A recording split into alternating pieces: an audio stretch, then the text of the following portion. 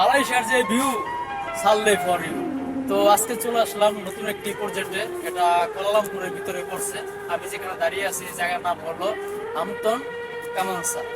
তো দেখেন চারিদিকের দৃশ্যগুলো কত সুন্দর, চারিদিকে পাহাড় পর্বতে ঘেরা।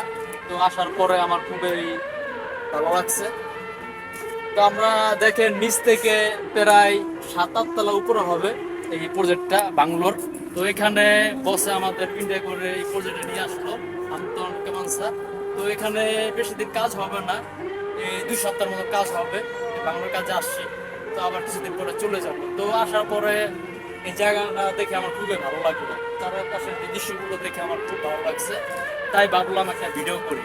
তো বন্ধুরা, ভিডিওটা আজকের এ পর্যন্তই, আবার অন্য এক সময় অন্য ভিডিওতে হাজির হব। তো বন্ধুরা, সবাই ভালো থাকবেন, সুস্থ থাকবেন।